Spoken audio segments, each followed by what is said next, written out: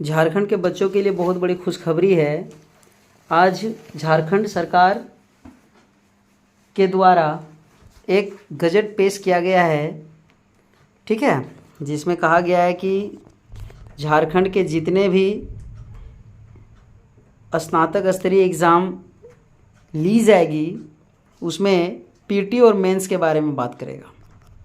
PT और mains, ठीक है, ये बात करेगा। मगर सरकार को अच्छी तरीके से पता है कि गजट अगर हम दे देते हैं या गजट बना देते हैं तो बच्चे खुश हो जाएंगे। मगर शायद उनको ये पता नहीं है कि गजट बनाने से एग्ज़ाम नहीं होती है, ठीक है, नौकरी नहीं मिलती है, इसके लिए वैकेंसी निकालनी पड़ती है। अगर आपके पास वैकेंट है तो सरकार को निकालनी चाहिए जल्द से जल्द, ठीक है। और ये जो मिला हुआ है ना, ये सोच लीजिएगा कि झारखंड सरकार जो है वह झारखंड के विद्यार्थियों के लिए क्या दे रहा है, एक चूरन दे रहा है कि आप लीजिए चूरन की गोली और खाइए और मज़े में पढ़िए, ठीक है। मगर वैकेंसी कब आएगी ये पता नहीं है, ठीक है ना। सिर्फ बताया जाता है कि वैकेंसी आ रही है, कब आ रही है।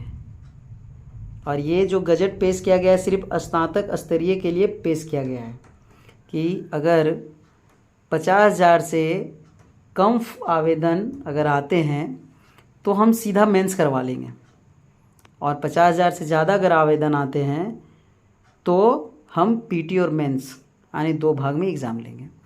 इसका रीज़न है, और सही बात भी है, सरकार के द्वारा अगर जो रीज़न दिया गया है वो भी सही है।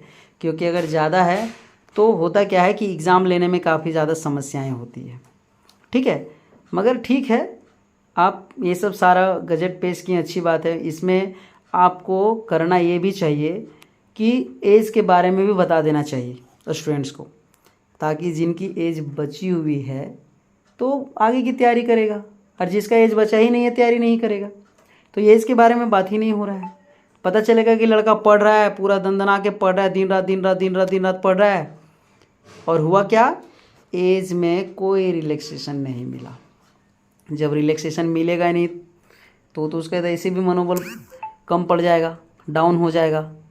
तो सरकार को इसके बारे में भी बताना चाहिए, ठीक है।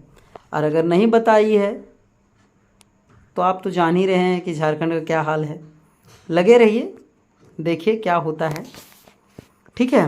देखिए इसमें क्या बताया गया है कि प्रारंभिक परीक्षा जो है, अगर 50,000 से ज़्यादा अगर आवेदन आता है तो प्रारंभिक परीक्षा होगी। तो प्रारंभिक परीक्षा का सिलेबस क्या होगा, सामान्य अध्ययन यानी जनरल नॉलेज जीके जो है वो 30 प्रश्न रहेंगे, मगर झारखंड जीके जो है उसका वेटेज बढ़ा दिया गया है, वो 60 प्रश्न रहेंगे।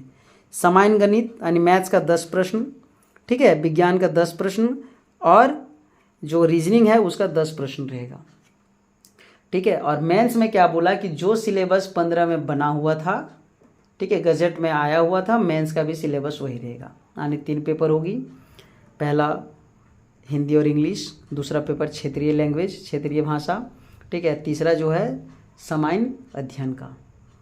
क्लियर है। तो ये इस तरह से गजट बना है।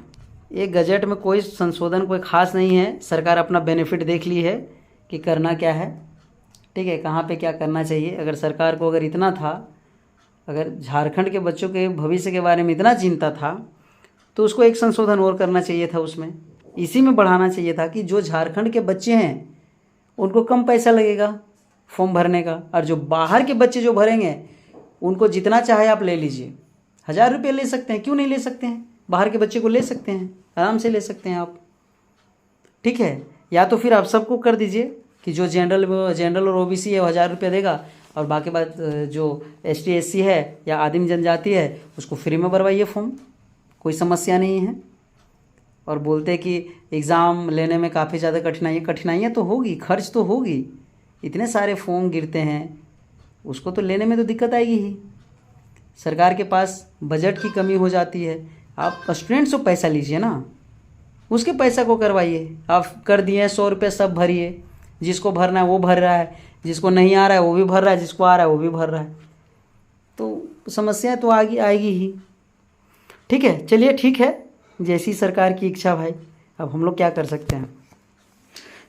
तो इसमें क्या बताया गया है कि जो भी EWS है या तो फिर UR वाले हैं, सामान्य वर्ग वाले हैं, उसको 40% अंक लाना आवश्यक है। ये प्रारंभिक परीक्षा के लिए बात किया गया है, ठीक है। अनुसूचित जाति अनुसूचित जनजाति के लिए कम से कम 32% अंक लाना है 120 का, ठीक है। यानी टोटल 120 का प्रश्न रहेगा, उसमें 32% आपको अंक लाना है। उसके बाद क्या बोला गया, अत्यंत पिछड़ा वर्ग, अत्यंत पिछड़ा वर्ग OBC 1 और OBC 2 के लिए भी बताया गया। OBC 1 में जो है 34% और पिछड़ा वर्ग 2 में कितना है, लगभग 26.5% अंक आपको लाना है। और आदिम जनजाति जो हैं उसको 30% अंक लेकर के आना है।